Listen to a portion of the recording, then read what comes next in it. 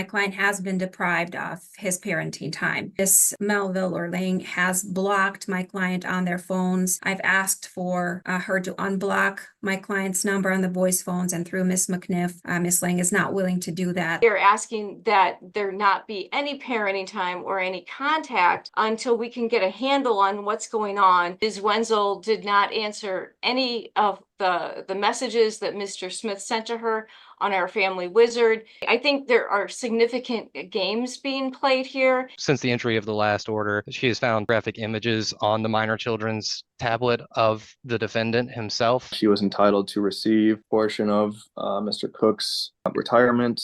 She signed that quadro, gave it to Mr. Cook and his attorney, Mr. Schaefer. To date, she has not received any proceeds from Mr. Cook's retirement. My only concern is the year-to-date income. I haven't worked with that company very long. Won't it go off of what I actually make, not just what I've already made so far? I don't care about your credit score. I care about you complying with the orders that are in place.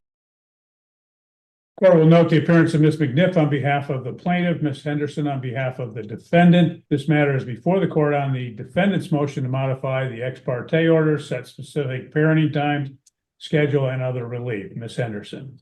Thank you, Your Honor. Since the filing of the motion, Ms. McNeff and myself were able to reach at least a partial agreement that I would like to put on the record. Okay, go ahead. First of all, I think for judicial economy, we both agree to consolidate the cases under the present caption. The cases involve two different children of the same parties, so it would make sense to put them under the same caption if the court agrees. And those will be cases number 2011-3613 DS and 2009-4017 DS, and that's the present case involving the older child of the parties. Okay. I have no problem. I had my notes that we would consolidate. Why are you not consolidating them in the first case as opposed to consolidating the second case? Well, I think the first case is 2009, and that's the case that we're presently on. That's the older case, right? Yes. Yes. Yeah, so that's, I was thinking we would consolidate both under this case number since it's the older case.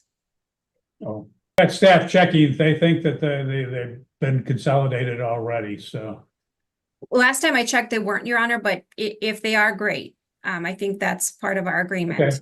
Okay, go ahead. Second, both parties agreed to not consume any alcohol during their respective parenting times, and for both parties not to smoke marijuana or tobacco inside the home during the parenting time. I think that's another agreement that we have. Third, counseling for the boys. I think we agree that both boys do need counseling given the issues outlined. I think as of a couple minutes ago, we do not have an agreement as to who would pay for the counseling. It would be my understanding that the parties would split any uninsured expense for that counseling, but we would leave the court to decide that. I think Ms. McNeff is wanting my client to pay for that counseling. The issue is that my client's husband just recently qualified for Medicare, and so he does not have any insurance through his employer for the children. My client is self-employed and also doesn't have any insurance, so they just lost the insurance because of his age.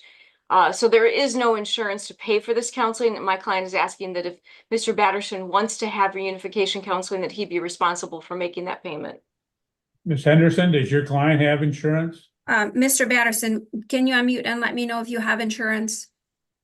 Not at this present time. I've been asking my employer for the information, and they have not given it to me yet. Okay.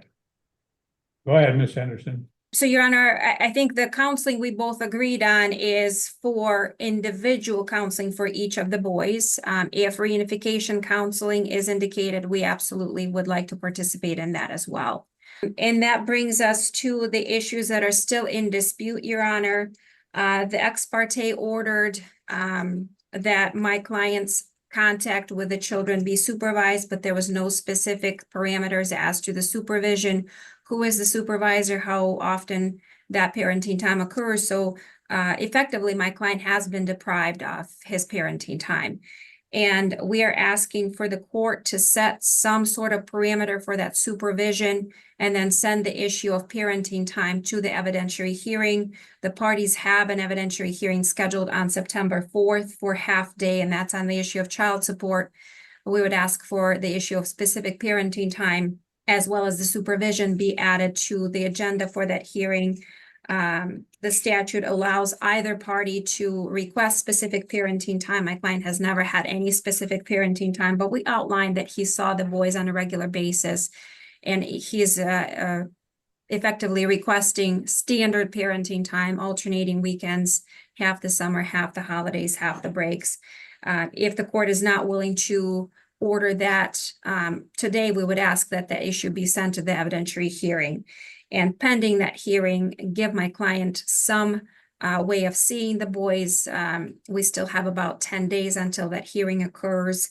And so far, the parties have not been very successful in agreeing on a supervisor, somebody neutral who would be able to provide supervision for those parenting times, as well as when the boys would be seeing their father.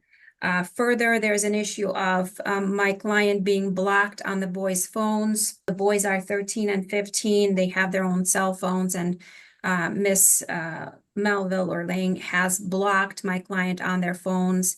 I've asked for her to unblock my client's number on the boys' phones, and through Miss McNeff, Miss Lang is not willing to do that. So I'm asking that the court issue an order prohibiting blocking of either parent on the boys' phones and leaving at least the channel of communication open. If they don't want to respond, they don't have to, but either parent has to be able to reach to the children on their respective phones. We're asking for any other issues to be sent to the evidentiary hearing. Another issue that Ms. McNeff and myself spoke about is communication of the parties. They have not been very successful in communicating with each other. They frequently block each other on their respective devices. So I suggested that they use AppClose for communicating.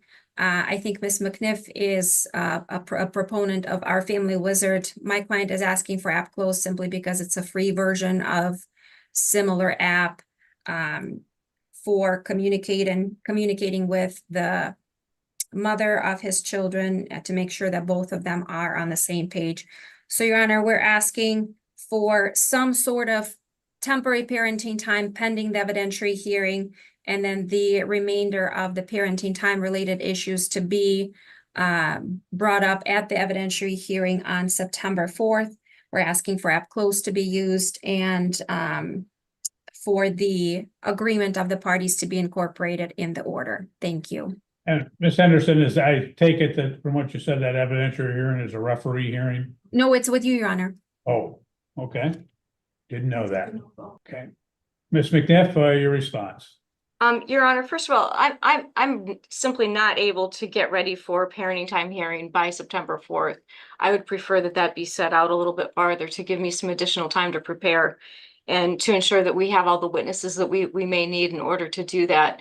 On that kind of short notice, I don't know that I can have the witnesses that are needed, and the witnesses that I'm going to need are going to be doctors, as we've alleged the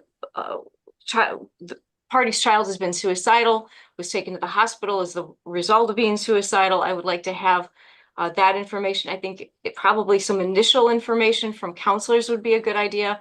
One of the children has been speaking with a counselor from Summit Point who goes to the school, which could be helpful. But I think we need a little bit more professional put here.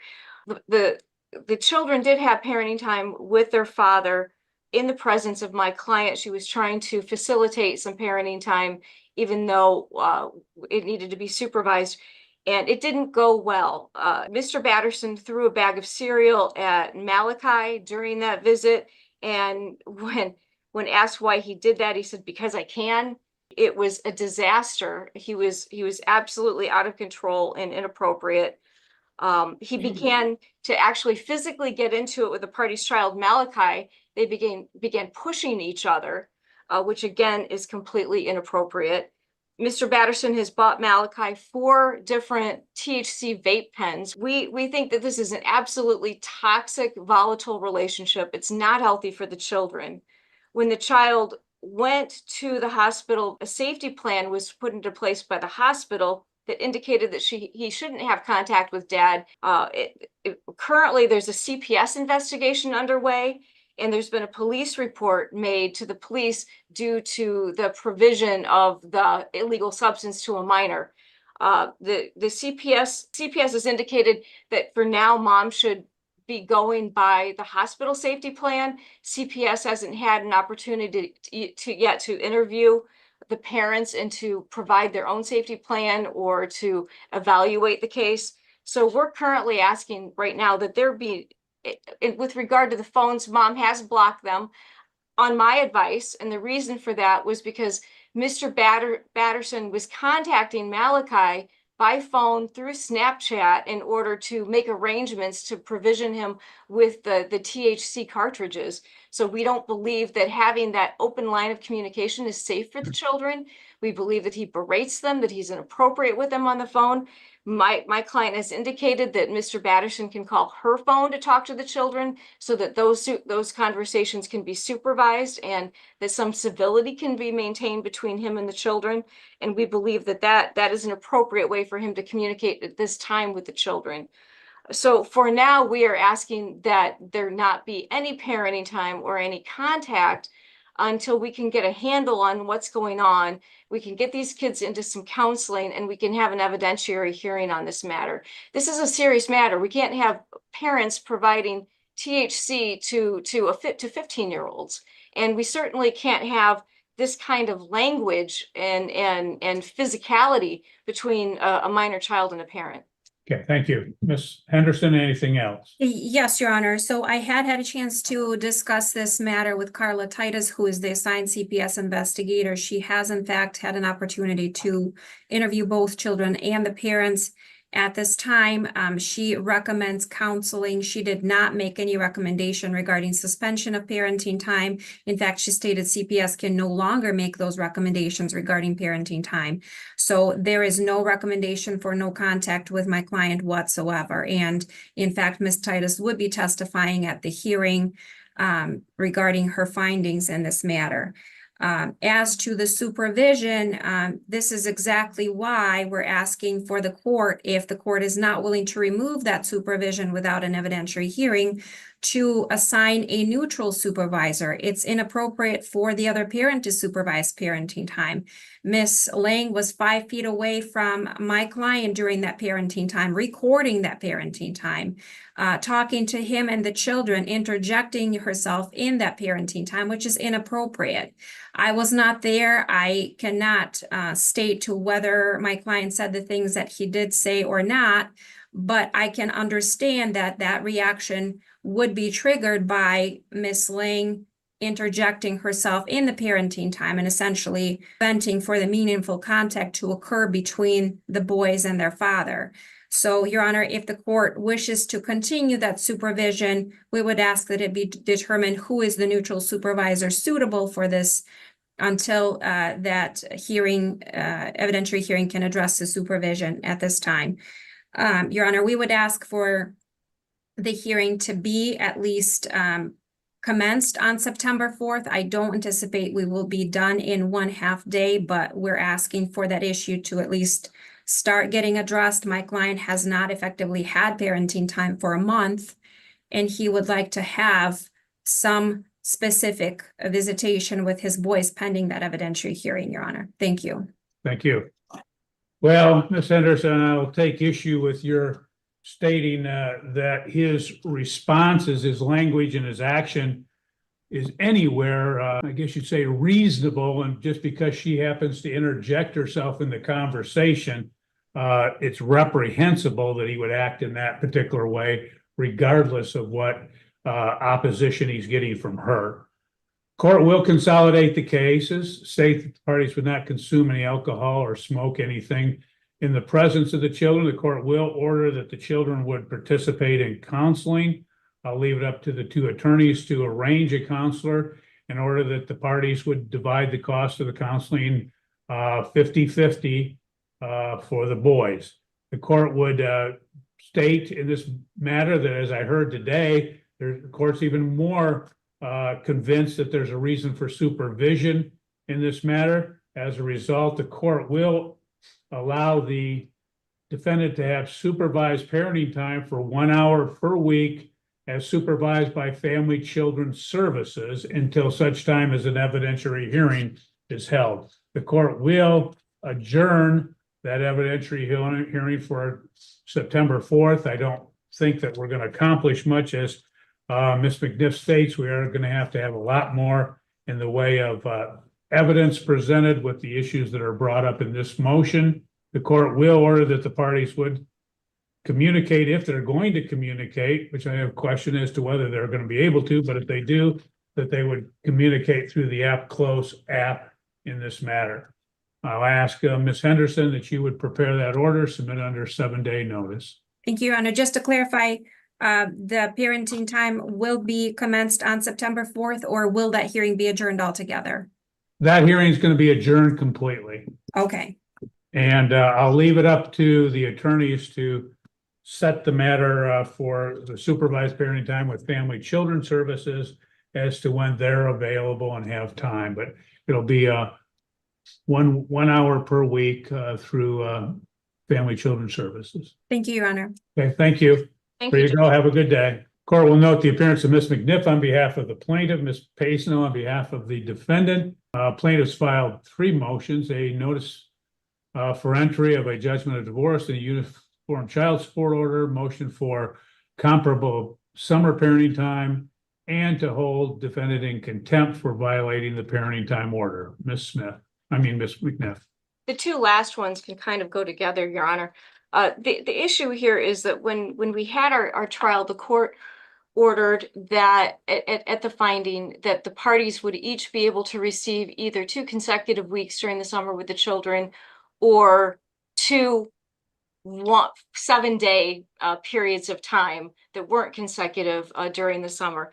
That day, Ms. Wenzel indicated to Mr. Smith that she intended to take her 2 weeks on particular weeks, one of which was Mr. Smith's week. So instead of taking one of her weeks and then another one, she had 3 full weeks starting on July 28th. And in fact, through August, Mr. Smith has only seen the children for 1 midweek parenting time, and that was last Wednesday. He's been unable to see them for the rest of this month, which I don't believe it was this court's intent that either parent should have 3 consecutive weeks with the children without the children seeing the other parent. In addition, for most of that time, Ms. Wenzel did not answer any of the messages that Mr. Smith sent to her on our Family Wizard. She didn't permit him to talk to the children, to FaceTime with him. When I complained to Ms. Pasno, then there was a call. There were 2 calls within about a 3-minute period of each other. Mr. Smith was out mowing his lawn. He called back and received no answer from Ms. Wenzel at that time, and she complained that he wasn't available. So I think there are significant games being played here. It's not healthy for the children to go for that long a period of time without seeing their father, and the judgment hadn't entered yet. It's up for entry today. The reason it hadn't entered yet is because we haven't been able to come to an agreement on the child support order, although the court gave us specific information regarding what should go into the calculation. So as a result, this self-help that Ms. Wenzel has taken on herself is certainly not appropriate. We're asking for the court to clarify what the court meant, and if the court intended for a party to be able to have 3 consecutive weeks with the children by taking that other party's middle week and extending that time, or if the court meant something else. We're also asking for make-up parenting time for that week that Ms. Wenzel took that was Mr. Smith's week in the summer. We're asking that the court require the parties to permit communication between the parties and the children when the children have custodial time with one of the other parties, that the court prohibit the parties from being able to cut off communication with the children completely for a period of 3 weeks. That's with regard to those two motions. Do you want me to continue, or do you want? Nope, go ahead, continue. Okay, so with regard to the child support order, everybody signed the judgment. Our only real issue here is with the child support order. The court ordered, and I have in my notes, that Mr. Smith would have income of $97,577.04, that he would have $103 insurance expense for the children, $120 for union dues, and $390 for mandatory retirement. I had two income numbers from Ms. Wenzel that the court gave us, $110,355 and $117,143 for her base pay. I actually used the smaller number because I didn't write down which number the court intended me to use for the child support calculation. So I gave her the benefit of the doubt using the smaller number. The court also indicated that I should deduct a FERS amount for her retirement at $36.04 per month, union dues of $16, medical insurance for 2 children at the rate of $131.30, and dental at $14.82. So those were the numbers I used because the court specifically ordered us to use those numbers. I also used 122 overnights, and I came up with that number by using the standard Calhoun County number of 104 overnights and then adding 18 overnights, which would be the additional weekend. The court ordered that Mr. Smith could have the first 3 weekends per month with the children. And by adding an additional 18 overnights, which is 2 overnights times 9 months, I came up with 122 overnights. Those numbers are being disputed by Ms. Paisno. I've ordered the transcript for the finding. I don't have it back yet at this point in order to verify those numbers. But the court was very specific about how the court wanted the child support calculated. I used those numbers. I believe those numbers are accurate. And we would ask that the court enter the judgment and the support order at this time. Okay, thank you. Ms. Paisno for response. Thank you, and I'll respond to the child support order first. My client has signed the judgment of custody. We did rerun child support. There is some issue in regards to the income, and if it's a motion for reconsideration regarding Mr. Smith's income, that's a different issue. However, there was some life insurance that I believe was testified to that was not subtracted. However, when you look at the number of overnights, Ms. Paisno, I'll address that at this point. We do not deduct life insurance amount, so that is disallowed. Okay, understood. Thank you. However, I do believe the major issue in relationship to the child support is what are the number of overnights that Mr. Smith has. When my client and I sat down and broke down, as it's outlined in the answer to the motion that was filed, it comes to an average of 108 overnights a year for Mr. Smith. I understand that just adding numbers to the Calhoun County parenting time policy gives a higher number of 122, but if you actually look at the alternating of the spring breaks, alternating of the holidays, alternating of the Christmas breaks, it breaks down, and the number, because holidays will trump time during each month, it averages at 108. So what we were asking for is the child support calculation to be calculated on the actual number of overnights that Mr. Smith was exercising between 2 years, which would be 108 overnights a year. In regards to the motion for contempt and the motion for makeup parenting time, we are asking that this court to deny the request for contempt and to deny the request for makeup parenting time. I'm just going to go back, as I outlined in my answer, is what's interesting here is they claim we're playing games. It's what order are we following? The child support order is effective July 2nd. We weren't contesting that. However, back in October, when this court held a temporary hearing, his parenting time was immediately in effect. I know the court speaks through its written orders, but if this court were to, back in October, Mr. Smith would have went months without his parenting time. This court issued its decision. My client followed through with the decision and elected to take her 2 weeks as this court ordered. She offered parenting time, saying that weeks were available to take one of her weeks in regards to July 28th for him to take it. It wasn't available to him for work-related purposes. She's all summer long been asking for midweek visits. He declined. He said they were going to do week on, week off. She's offered midweek visits since then. She's offered phone calls. on the day of the Our Family Wizard indicating she wasn't responding, she didn't respond to messages that were threatening to call the cops or threatening her. When he asked to speak to the children, she immediately called. She called twice. When he did call back, he talked to the children for 10 minutes. That's the only time he's attempted to call the minor children. My client is in agreement that during the other parent's custodial parenting time, when it's for a period of time, that there be access to the children and phone calls. My client's in agreement with the fact that there needs to be clarification moving forward in regards to, did this court mean that there was going to be 3 weeks of parenting time, or were we eliminating the midweek that neither party was exercising anyway for bona fide vacations? My client provided more than 30 days notice to Mr. Smith as to the vacation she was going to take. She did go out of town. He had the availability to take time. He chose not to. School has now started for both children, so we're asking this court not award any makeup parenting time to disrupt the children's stability and consistency as of now. The question we have now is, are we under the temporary order or under your decision? We've been since July 2nd. My client has been exercising under your decision of July 2nd. I was advised when there was questions over the weekend or on Friday that they're following the temporary order. So are we going back to alternate weekends, or is Mr. Smith planning on having his 3 weekends each month now, starting when school started? So I'd ask the court to clarify the remaining of those. If this court's going to entertain a motion for contempt, I would ask the court set it for an hour evidentiary hearing so you can see all the exhibits through Our Family Wizard and the communication regarding the same. Okay.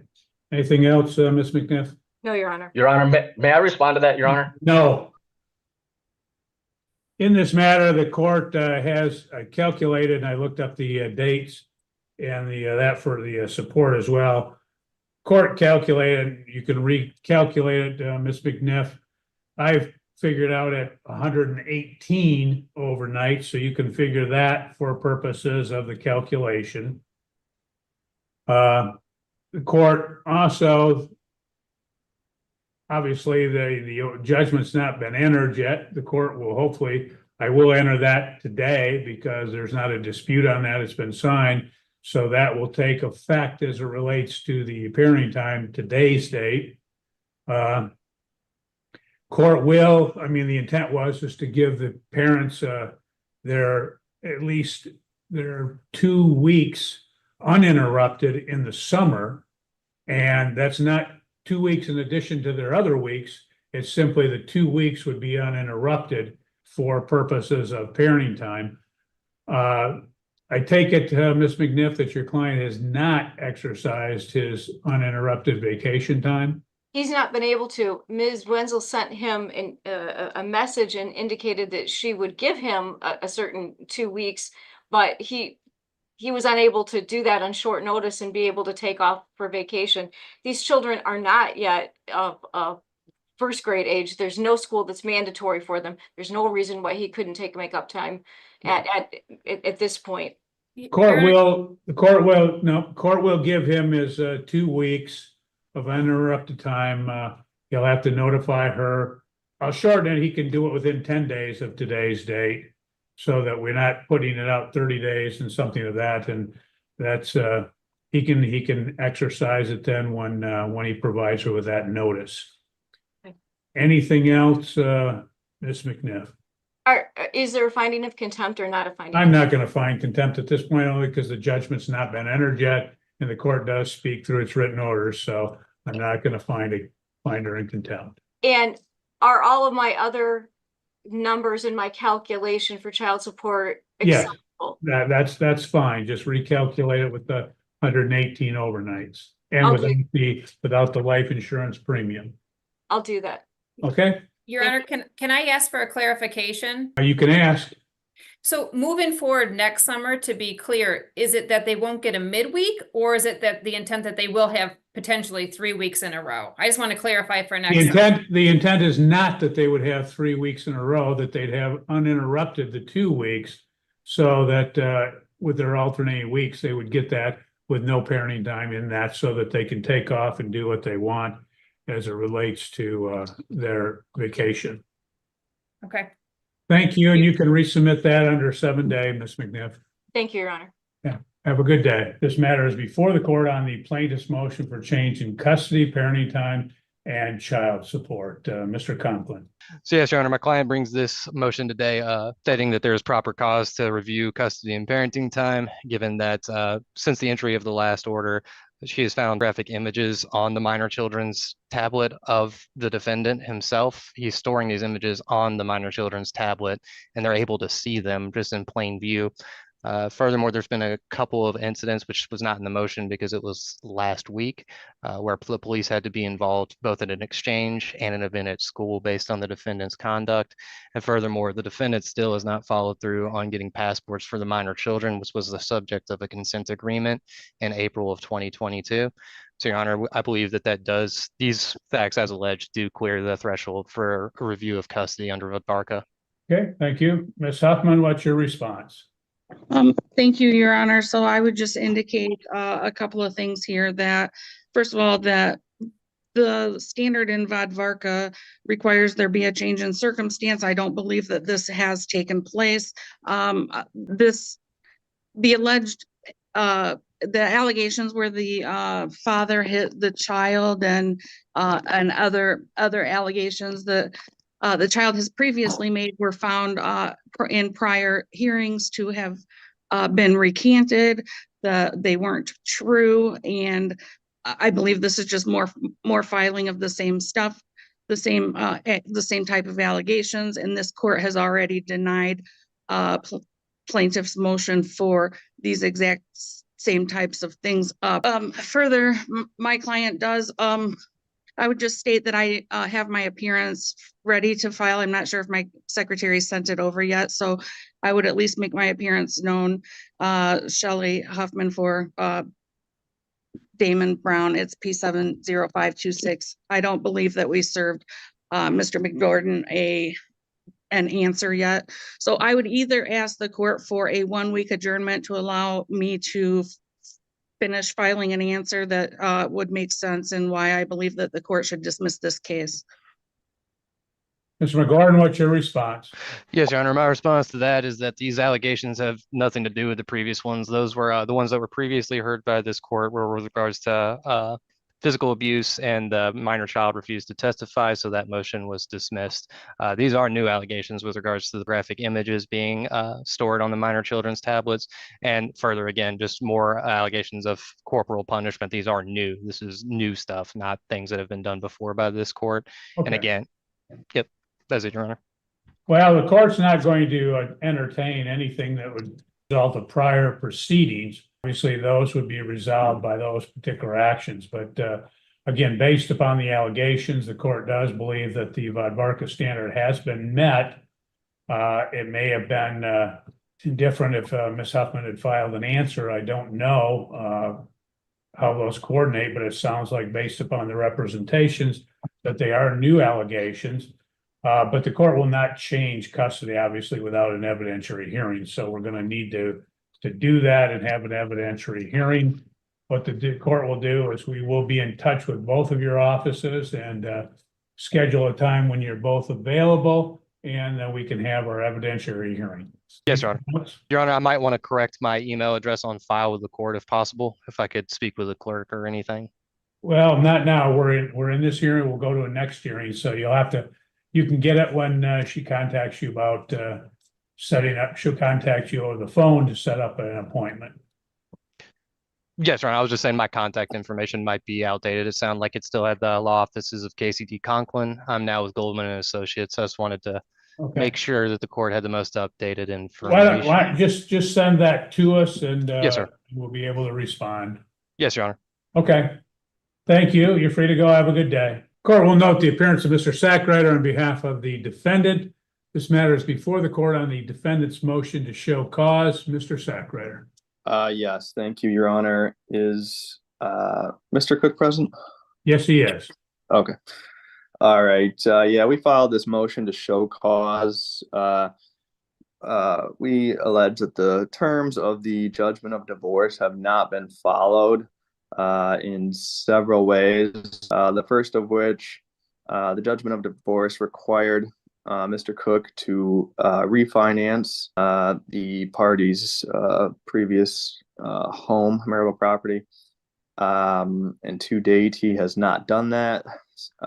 Because of that, or since that time, a motion or a lawsuit for foreclosure has been filed against Mr. Cook and my client, requiring my client to deal with the lawsuit for foreclosure.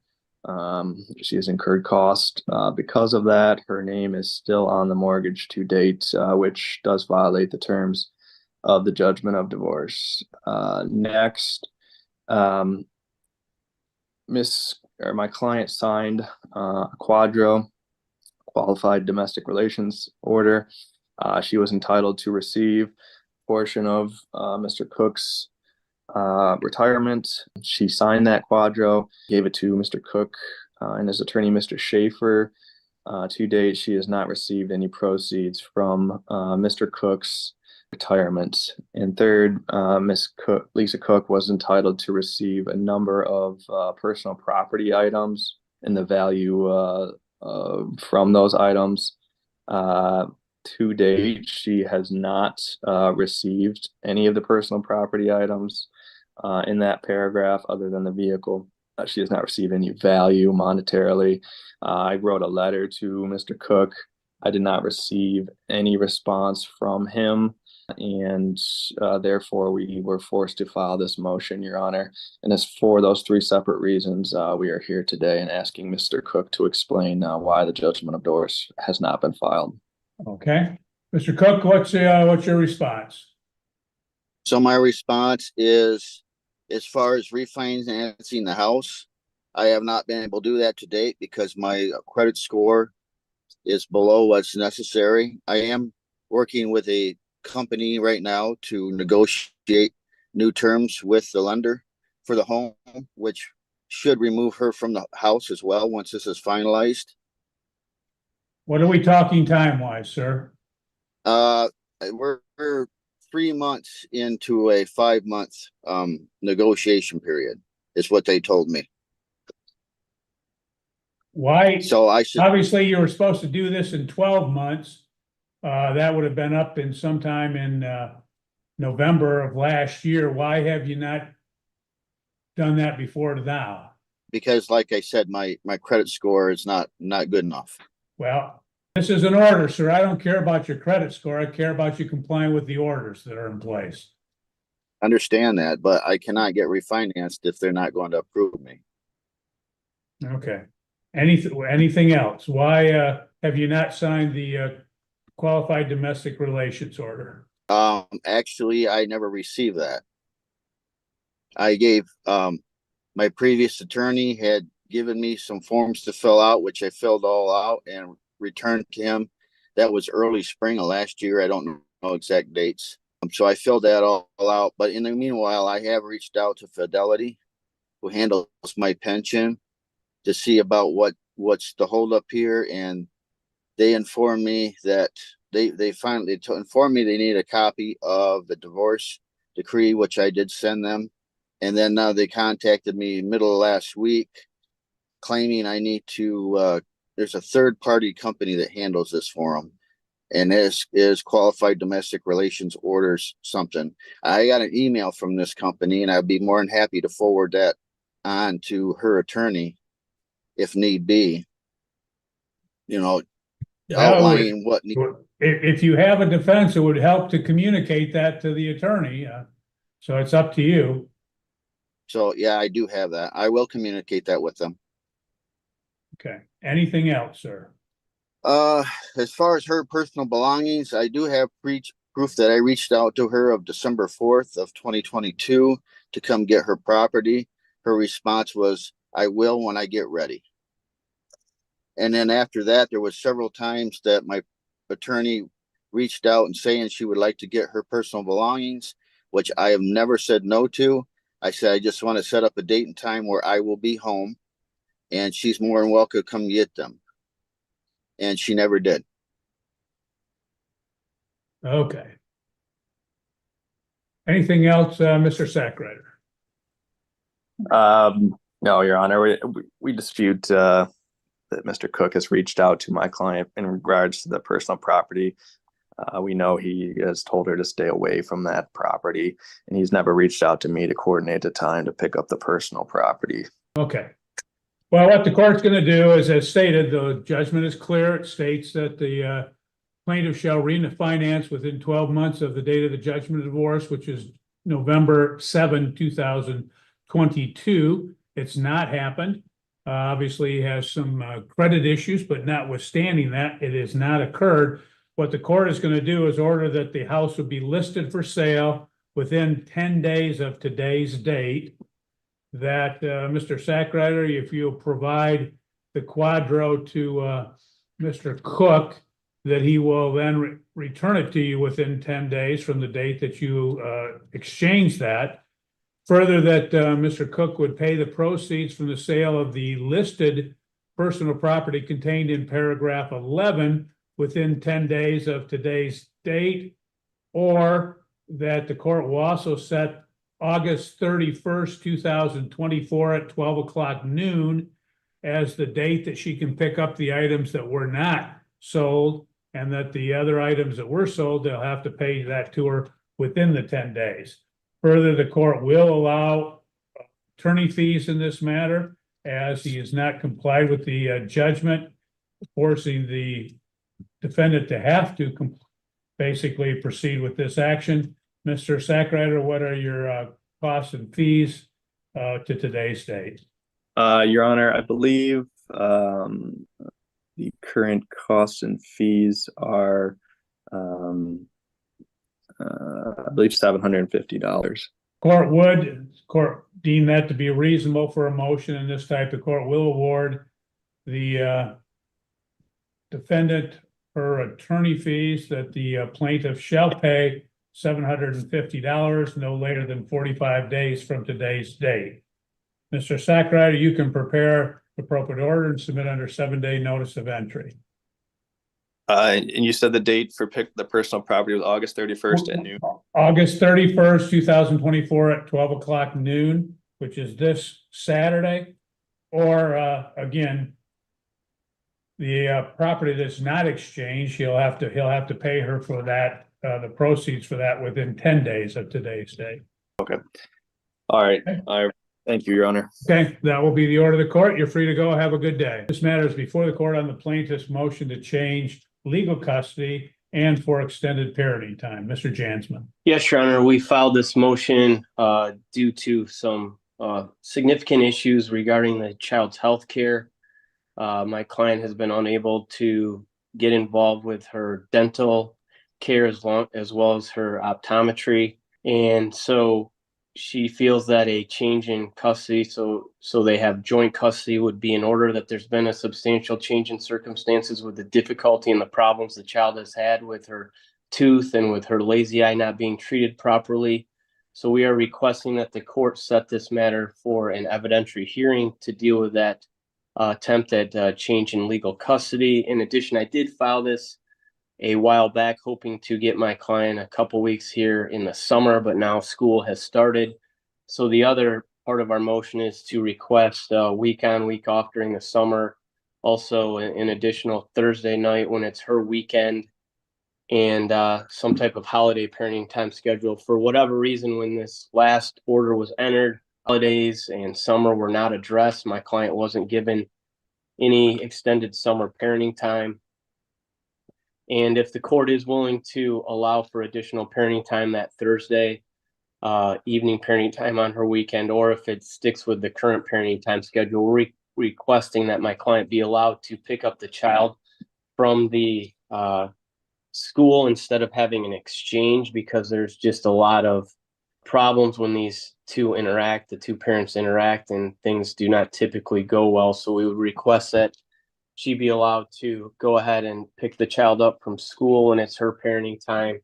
And then she's also requesting that instead of Sunday night when it's her weekend, that she be allowed to drop the child off on Monday mornings. I think that's pretty much it, Your Honor.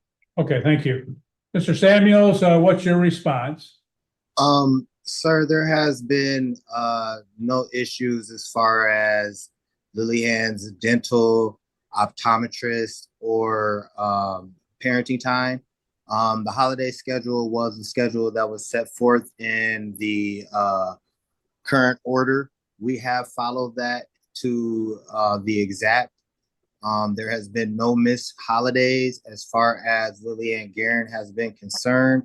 There has been no altercations between me and Ms. Guerin during parental drop-offs at the Michigan State Police Station, which I would like to keep that as a drop-off post. Okay. Anything else as it relates to her claim for extending parenting time? Sir, I would like to not move forward on this due to the fact that Lily is in school Monday through Friday. She also has an after-school program that she attends, and she is a part of cheerleading within my community. Okay. Now, what the court will do in this matter is obviously parenting time is always subject to modification.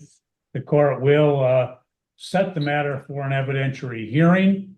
At that point, Mr. Samuel, so you know you're going to have to have any witnesses and any evidence, et cetera, available at that time to refute or counter her claims. Okay.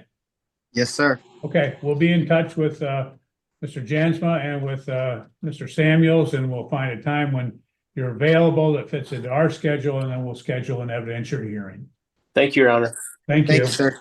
Court will note the appearance of Ms. Reed on behalf of the defendant. This matter is before the court on the defendant's notice of entry of form child support order in this matter, and the plaintiff's appearing in pro per.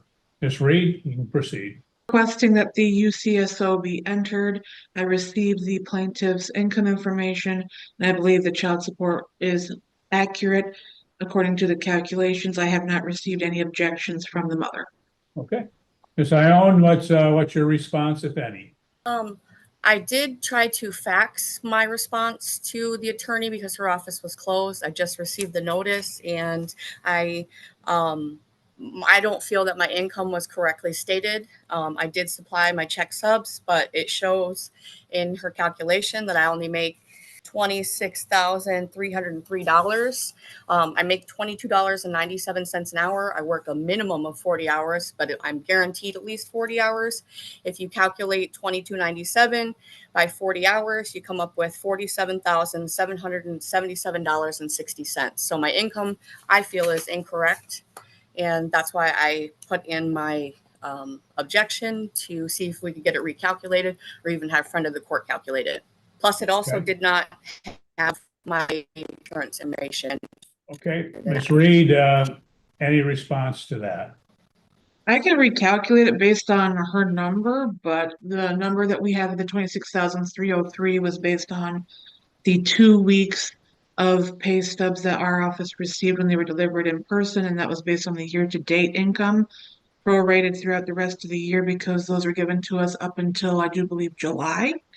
And so if she's saying her income's closer to 47,000, I'll happily fix that. Okay. Ms. Allen, make sure that you get that the new paycheck stub showing year-to-date income to Ms. Reed. She'll recalculate it, and then she can notice the matter up at that time. Yes. My only concern is the year-to-date income. I haven't worked with that company very long. And so won't it go off of what I actually make, not just what I've already made so far? Or I just don't understand how that works. Well, you're making, based on what you've said, you're making the $22.97. She can recalculate, if it confirms that, she can take the pay periods that show up on your year-to-date, and then she can recalculate it using those particular numbers. She doesn't have to take any particular number, just those particular numbers that are reflected in the paycheck stubs. Okay, thank you. What we'll do that is send that to her and then make sure she has it. She can recalculate it and then notice it back up. Okay, thank you. Yeah. How many pay stubs would you like me to submit? Well, do you have a recent one that shows year-to-date income? Yes, I do. Okay, and when did you start that job? I started at the end of March. That's why it was so low. Okay. And when you say end of March, there's a lot of time in end of March, so. I'm sorry, it was Are we talking March 29th, which is the last Friday of the month, or March 22nd, or some other day? Okay, My we start didn't date. hear anything you said. It was broken up, ma'am. March 25th was my start date, 25th, okay. And are you paid weekly? bi-weekly. Bi-weekly, okay. Well, Ms. Reed should be able to, now with that information, should be able to recalculate it. So we'll let you go today. Have a good day.